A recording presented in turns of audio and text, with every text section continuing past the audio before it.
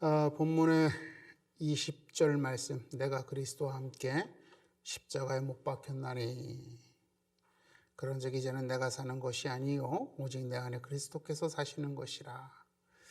이 말씀은 우리 모두가 많이 즐겨 듣고 암송하고 또 은혜를 많이 받는, 감동을 많이 받는 그런 말씀입니다.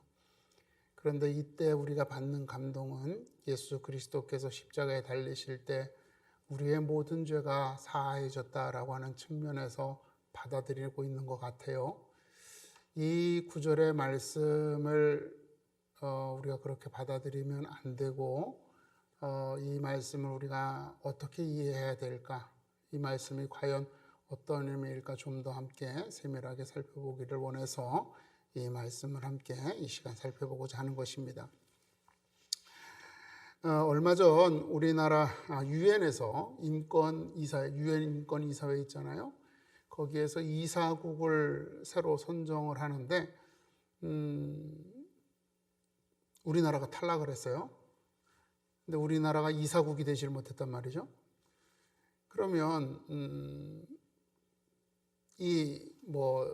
우리나라 이사국에 당선된 다른 나라들이 우리나라보다 선진국이냐, 이제 우리 그렇게 생각할 수 있잖아요.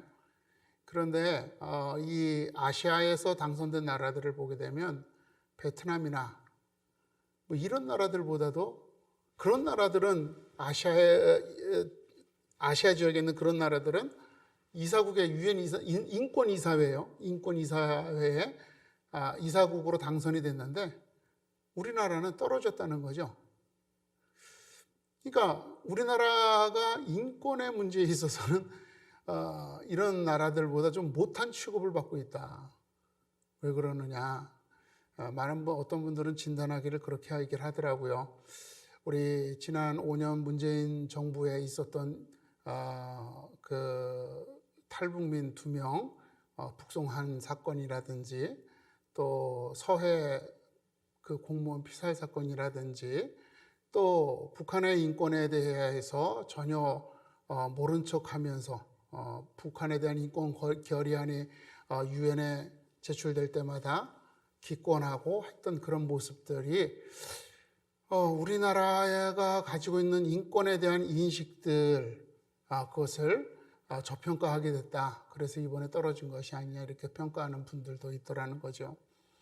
그런데 막상 그분들, 문재인 정권을 형성했던 현재 민주당이나 이런 분들은 굉장히 인권에 대해서 굉장히 많이 이야기를 하시는 분들이잖아요. 그래서 노동자들의 인권, 서민들의 인권, 장애인의 인권, 하다못해 동성애자들의 인권까지도 그렇게 생각하시는 분들인데, 북한에 있는 우리 동포들, 우리 한민족이라고 하는데 그분들에 대한 인권에 대해서는 전혀 눈을 감고 있다라고 하는 거죠. 제가 왜 이 말씀을 드리느냐면, 그러면 그런 모습을 보면서 우리는 어떻게 생각하냐? 저분들이 인권이라는 것을 말하는 것이 정말 인권을 소중하게 생각하기 때문에 그렇게 말하는 것일까? 의심을 할 수밖에 없다는 거죠. 왜냐하면 인권을 자신의 사상이나 자기의 생각의 가장 큰 가치로, 모든 판단의 기준으로 삼는다면 그 대상이 우리 대한민국에 있는 어떤 장애인의 인권도 소중하듯이 북한에 있는 북한의 고통받고 있는 북한 정권에 의해서 억압받고 있는 그런 국민들의 인권도 소중하게 여기고 그것에 대해서 관심을 가져야지만 되는 거죠. 그것에 대해서 자신들의 의견을 표현할 수 있어야 되는 거죠. 그런데 그렇지 않고 이중적인 모습을 보이는 걸 보면 이분들이 정말 인권이라는 것을 그렇게 소중하게 생각하는가 한번 의심하게 된다라고 하는 겁니다. 그걸 보면서 우리는 이렇게 말을 하죠. 우리들 말로, 우리들 식으로 표현하면 겉과 속이 다르다.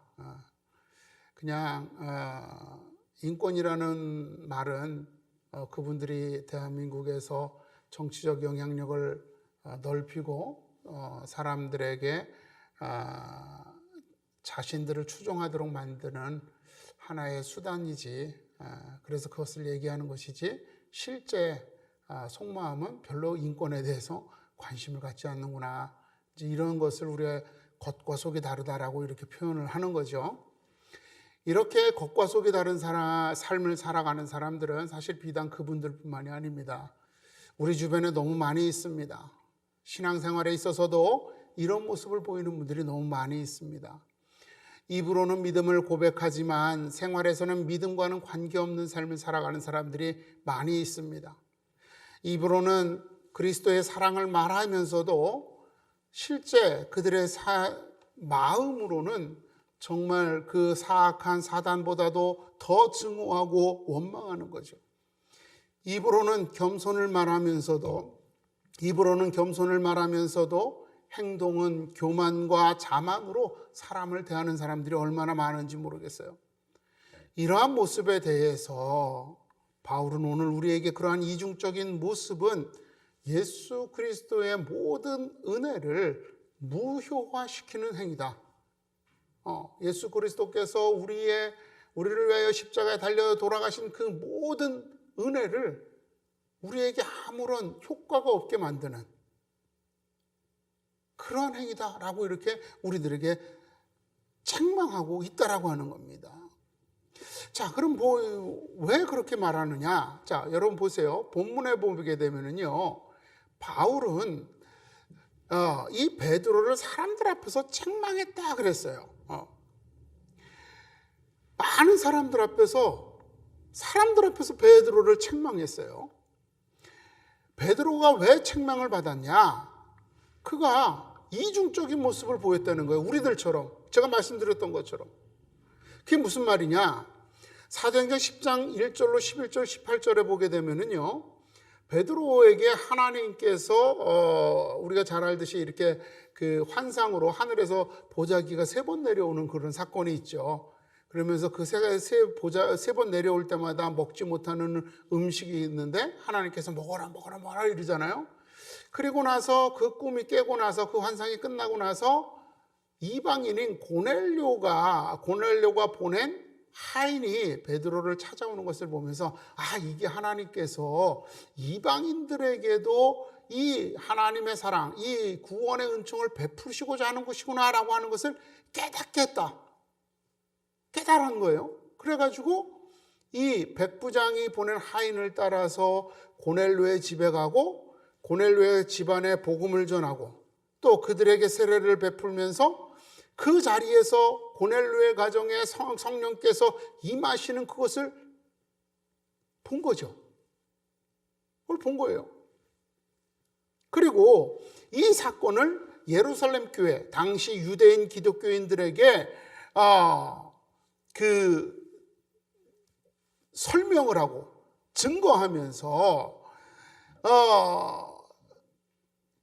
우리 이 무할례자들, 즉 이방인들에게도 하나님의 은혜가 성령께서 임재하셨다 하는 것을 증거하면서 그 하나님의 크고 놀라운 은혜들을 예루살렘 모든 교우들과 함께 찬양하고 하나님께 영광을 돌렸다라고 이렇게 기록되어 있다는 거예요.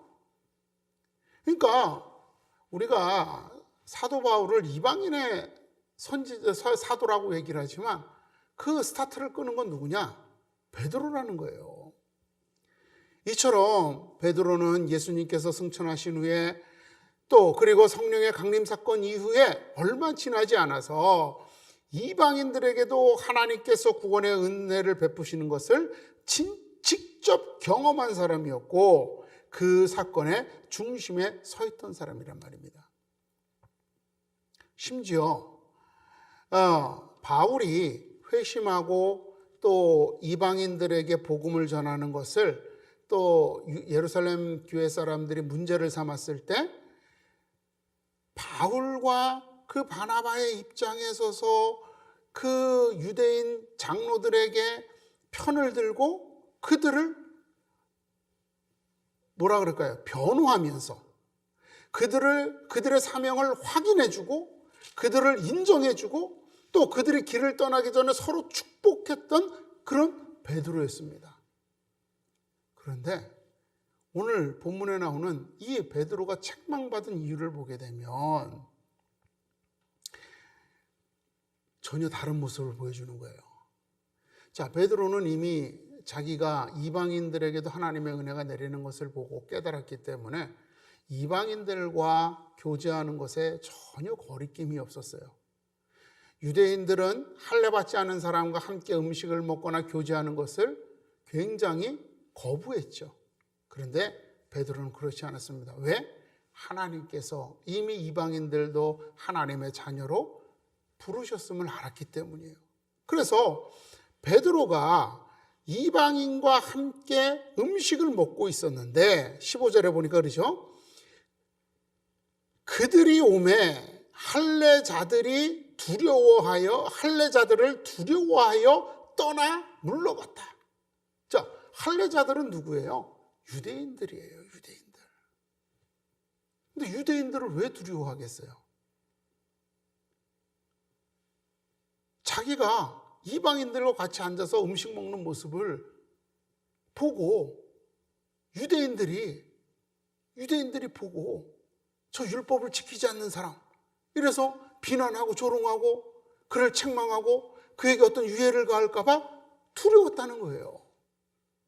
아니, 얼마 전에 하나님께서 이방인들에게도 하나님의 은혜를 베푸시는 것을 그 사건의 중심에 서 있었던, 그것을 증명했던 베드로가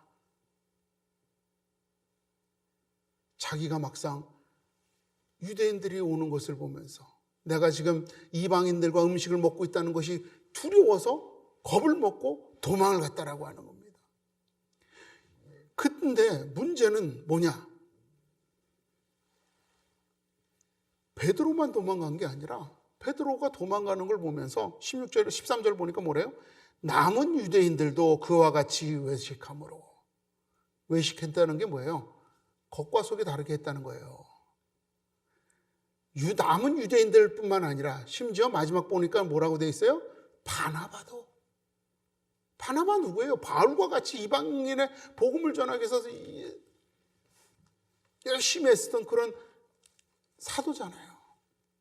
근데 바나바도 그들의 외식에 유혹되었느니라. 그러니까 결국 그 바나바도 그 베드로가 믿음으로 구원받습니다. 이방인에게도 하나님의 은혜가 임합니다. 율법으로 구원받는 게 아닙니다. 라고 했던 그렇게 증거했다가 유대인들을 두려워서 내가 율법을 지키지 않는다는 것 때문에 공격받고 조롱받고 그럴까 봐 겁먹고 도망가는 것을 보면서 바나바도 같이 거기에 마음이 흔들려서 같이 도망가 버렸다는 겁니다. 이 이야기를 전해들은 바울은 베드로를 책망했다는 겁니다. 얼마 전에 고넬료에게 세례를 베풀고 그것이 하나님의 뜻이라고, 그리고 성령의 강림을 통하여 그 증거를 받았음에도 불구하고 너 할례자들의 눈을 왜 피하느냐? 왜 그들의 주장에 동조하고 그들의 영향력을 두려워하면서 무할례자인 이방인 그리스도인들을 인정하지 않은 듯한 행동을 한 것이냐라고 책망한 겁니다. 외식했다는 거죠. 겉과 속이 다르게 행동했다는 겁니다. 이에 대해서 바울은 자신의 입장을 분명하게 표현하는 거예요. 이런 상황에 대해서, 이런 베드로에 대해서 바울은 자신의 입장을 분명히 하게 합니다. 할례를 구원의 증표로 삼는 것은 그리스도의 죽으심을 헛된 것으로 만드는 것이다. 헛된 것으로 만드는 것이다. 그러면서 하는 말이 이거예요. 너 알잖아. 우리가 예전에 그 율법으로 구원받는다는, 율법의 행위로서 구원받는다는, 의롭게 된다고 믿었다가 그게 아닌 걸 깨닫고 그리스도를 믿음으로써 의롭게 된다는 것을 알았지 않았느냐. 그래서 예수를 믿는 거 아니냐. 그게 이제 16절의 내용이란 말이에요. 우리 여태까지 유대인으로서 할례를 받고 율법의 모든 의미를 지키기 위해서 노력했는데도 우리 마음속에 있던 그 죄에 대한 두려움, 그 모든 거 우리 잘 알지 않느냐. 그 공허함 알지 않느냐. 그 구원에 대한 확신이 없는, 구원에 대한 그 불확실함 속에서 두려워했던 우리의 모습을, 과거를 기억하지 못하느냐, 이렇게 묻는 거죠. 그리고 예수 그리스도를 믿었을 때 우리의 모든 그 불안함이 사라지고 구원의 확신이 들면서 주님으로 인해 기뻐하게 되었던 것을 기억하지 않느냐라고 이렇게 말하는 것입니다. 이처럼 율법이라고 하는 인위적인 기준이 아니라 예수 그리스도의 은혜라고 하는 새로운 기준이 우리에게 주어졌다라고 하는 거죠. 그 삶을, 그 기준을 따라 사는 삶을 20절에서 표현하는 거예요. 나는 율법을 따르는 거짓된 삶, 바울처럼 정말 입으로는 그리스도를 말하고 실제 행동으로는 유대인들을 두려워서 도망치는 그런 이중적인 모습이 아니라 나 율법에 대해서 죽었어. 난 두려운 게 없어. 이제 나는 내 삶의 기준은 그리스도의 은혜야. 이렇게 고백하는 거죠. 자기의 삶은 그리스도의 은혜라고 하는 새로운 기준을 따라서 살아가는 삶이다라고 말하는 겁니다. 여러분, 우리가 십자가에 못 박혔다라고 하는 것은 모든 인위적이고 세상적인 것들로부터 자유로워졌음을 말하는 겁니다. 갈라디아서 5장 24절을 보니까 그래요. 정욕과 탐심을 십자가에 못 박은 것이다. 또 6장 14절을 보면 세상이 나를 대하여 내가 세상에 대하여 십자가에 못 박혔다라고 말하는 겁니다. 그러니까 뭐예요, 여러분? 정욕과 탐심은 뭐예요? 내가 세상에서 나를 드러내고 싶은 것, 세상에서 내가 더 높아지고 싶은 것, 나라는 존재가 세상에서 인정받고 존귀해지고 싶어하는 그런 마음들, 그것들로부터 벗어났다는 거죠. 또 세상에 대하여 내가 세상에 대하여 난 더 이상 세상과 세상의 기준으로 나를 판단할 수 없고 이제는 오히려 내가 그리스도의 기준을 가지고 세상을 판단하겠다. 세상은 나에 대해 판단할 필요 없고 나도 세상에 대해 관계없다. 이렇게 고백하고 있다는 겁니다. 성공과 실패가 아닌 하나님의 사랑이 성공과 실패가 하나님의 사랑의 증거가 아니다라고 하는 겁니다. 우리는 언제나 예수 그리스도의 은혜로만 살아가야 한다는 것입니다. 내가 세상의 기준으로 나를 판단하지 말아라. 나는 세상의 기준을 따라서 살지 않는다. 이것이 내가 그리스도와 함께 십자가에 못 박혔나니라고 하는 고백이라는 겁니다. 또 그리스도의 은혜로만 사는 것에 대해서는 말씀을 지키는 것이다 라고 하는 겁니다.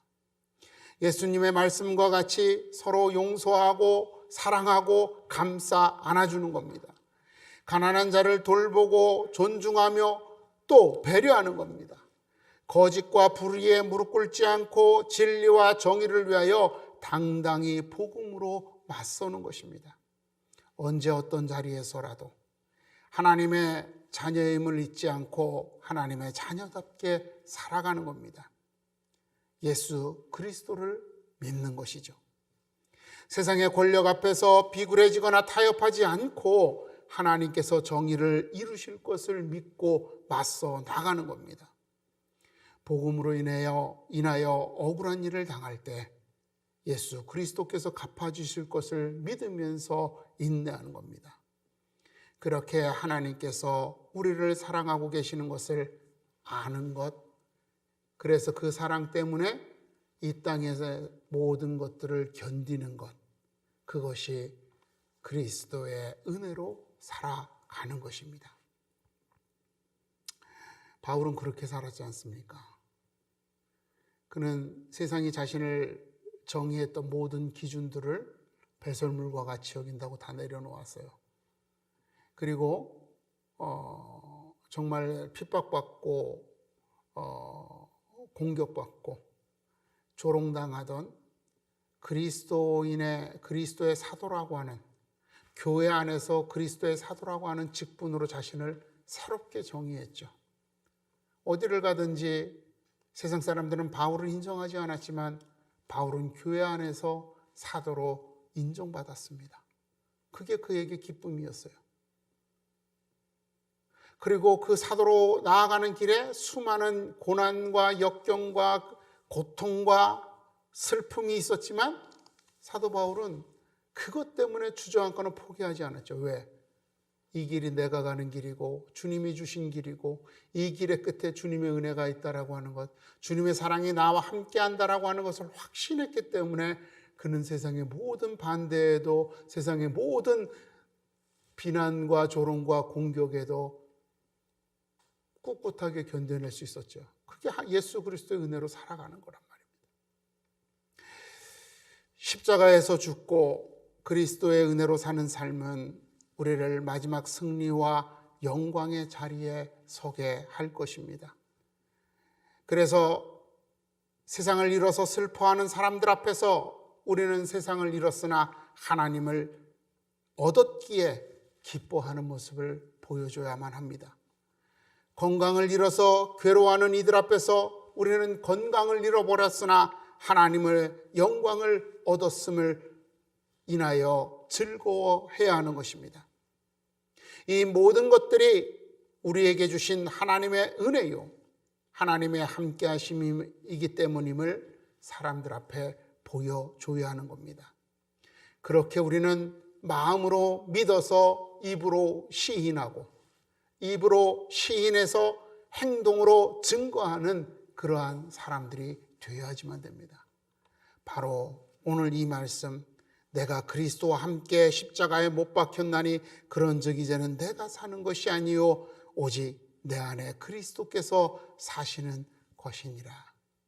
이 말씀은 이렇게 믿음으로 고백하고 그 고백을 따라 살아나가는 바울의 삶을 한마디로 증언하면서 너희도 이와 같이 살라고 하는 권면인 것입니다. 누구에게 들으라고요? 위선적인 삶을 살았던 베드로에게 그 순간의 잘못을 책망하면서 야, 그러지 마. 네 믿음대로 살아. 나도 믿음대로 살고 있으니까. 여러분, 오늘 이 바울의 말이 저와 여러분을 향한 음성이라는 사실을 기억하면서 우리 삶의 모든 순간순간들마다 이런 위선적인 모습이 없는지, 외식하는 모습은 없는지 돌아보고 언제나 하나님의 백성으로 설 수 있는, 삶의 자리에서 언제나 하나님의 백성으로 설 수 있는 주의 자녀가 되기를 주님의 이름으로 축원을 드립니다. 기도하겠습니다.